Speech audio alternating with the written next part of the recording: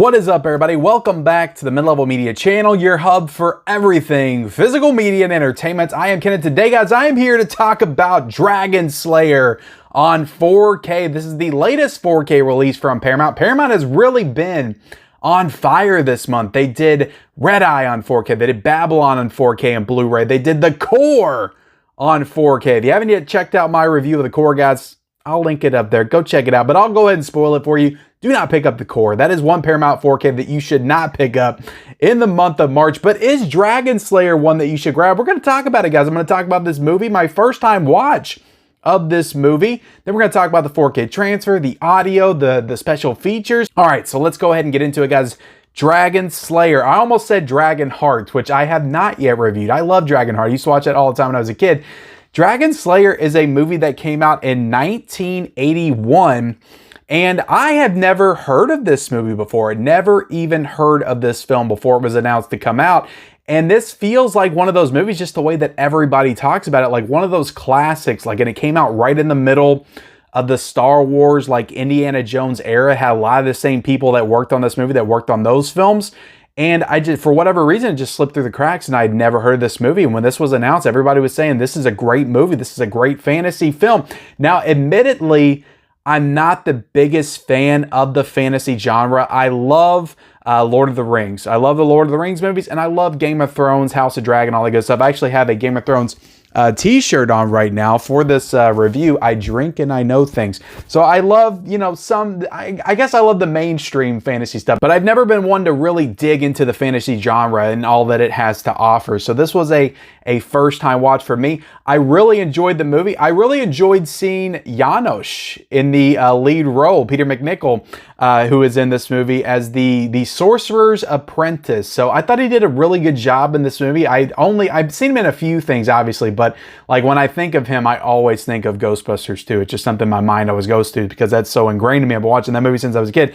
But he was good in this movie. You also have Emperor Palpatine in this film. He's not in it for very long, but as soon as he shows up, like, you notice that's Emperor Palpatine. I didn't love the movie, but I thought it was very enjoyable. I do think it's kind of it's like an hour and 50 minutes. It's a little bit of a slow burn. It's about the long journey towards taking out this dragon. You know, the dragon's and it takes a little bit too long. Again, I don't mean to complain. I know they were working within the parameters of what they had back in the day, right? They couldn't have a movie with the dragon in it the whole time. They did not have that kind of budget to do that. And the scenes that the dragon is actually in it are spectacular, but there's a lot of build up to this movie. You don't really see the dragon until about the hour mark. You see little glimpses of him here and there, but you don't really see him in all of his glory until you get into like the last 30 or 40 minutes, which, look, that's kind of the Jaws model, right? And I mean, I love Jaws, and I know you guys love the way I say Jaws. You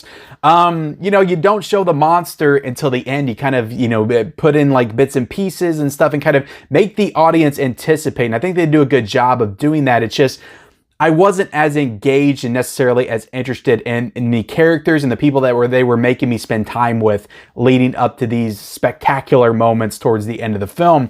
But it's a really good fantasy film. Like I said, I'm just not a huge fantasy guy, so I wasn't like predisposed to really love this anyway. But I'll say that of the fantasy films that I've seen, I definitely think that this is one of the, you know, more higher level ones for sure. I do love Dragonheart still, but I need to go back and rewatch it and reassess my opinion on that one because it's been so long since I've seen it, but I grew up with that movie.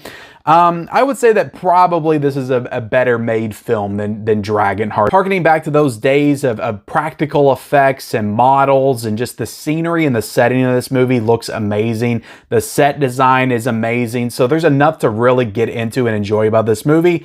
And even though I wasn't, like I said, fully engaged in the story, I think I can appreciate and enjoy this movie on that level for sure. So I'll definitely go back and rewatch this one at some point. Like I said, I really enjoyed Peter McNichol in the lead role. That's his name, right? I am saying his name correctly. Peter McNichol. Yeah, I'm pretty sure I am. I also think that Catelyn Clark was very good in this movie as well. Like, I hadn't really seen her in many other things, and I don't want to spoil the movie too much, but basically the whole premise of the movie is that these towns are sacrificing, these villages are sacrificing their virgin women, basically picking them like lottery, Hunger Games style, to the dragon to kind of keep the peace between the dragon and their towns.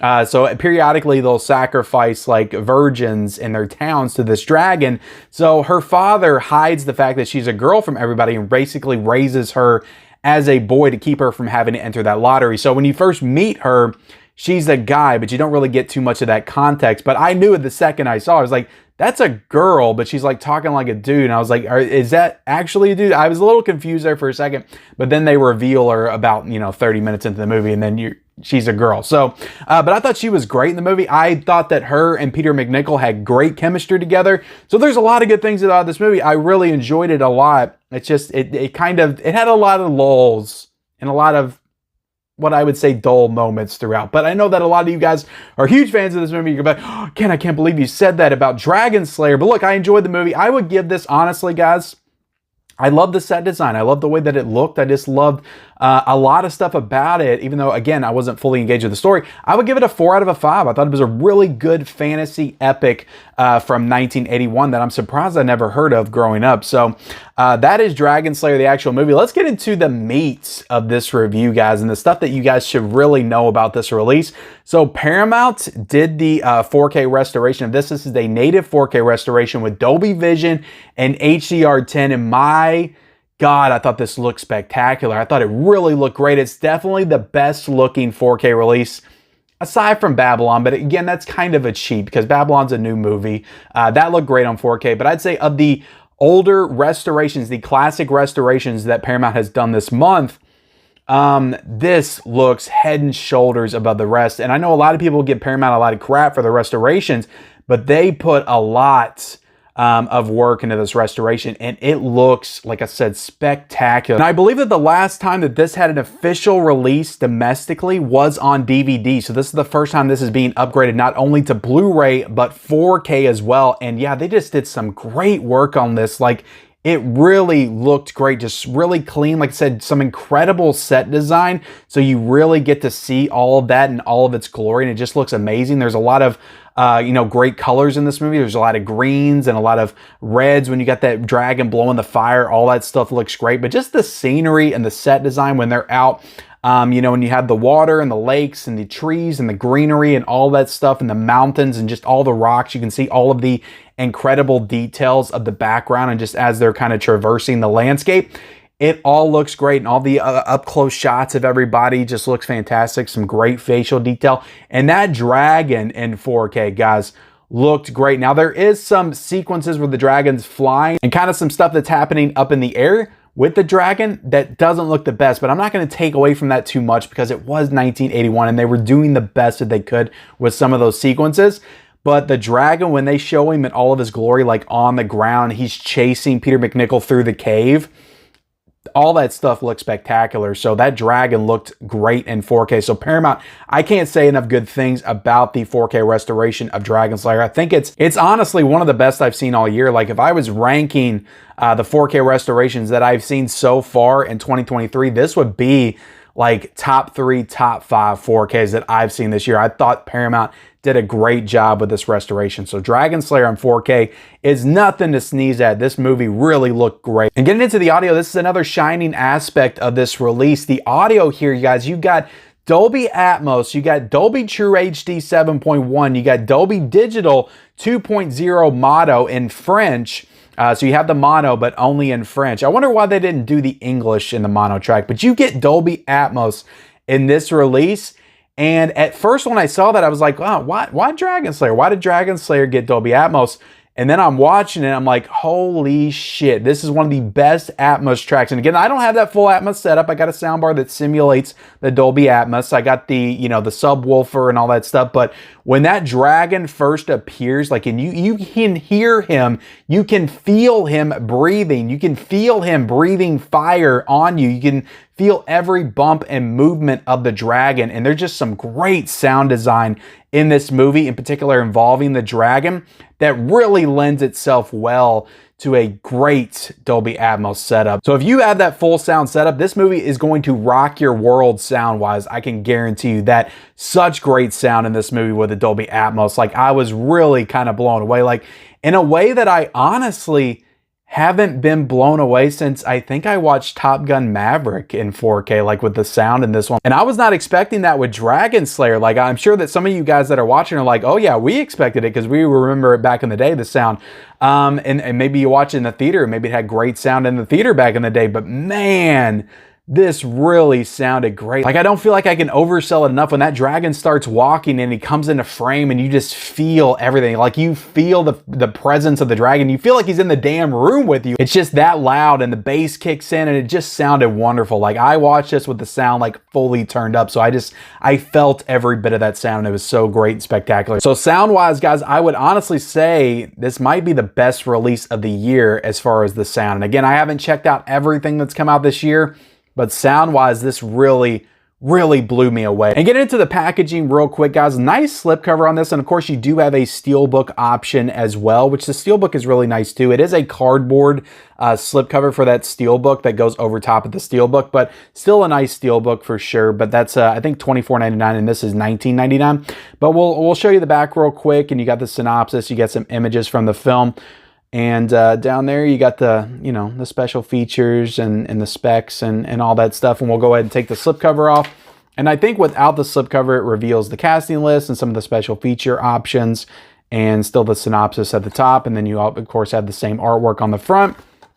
Go ahead and open it up. Now, you do only get the 4K with this release, but you also get a digital code. But, you know, that's not a big issue because, again, this is only $19.99 for this 4K, which, for everything that you're getting with this release, is an absolute steal in my opinion. Like I said, this is just one of the best of the year visually and audio wise. So, all right, let's get into the next great aspect of this release, and that is these special features. Now, Paramount, like I said, this had a DVD before. So I'm assuming that the DVD had some special features, but maybe it didn't because none of those are present here. There is no archival special features, but they added in probably an hour to 70 minutes worth of new special features and interviews, which are all fantastic, just all kind of going over the production of this movie, just all aspects of it. 5 different featurettes there and interviews that are all like 13 to 17 minutes long. So it's about 70 minutes, 75 minutes maybe, with all of these additional special features, which are just fantastic.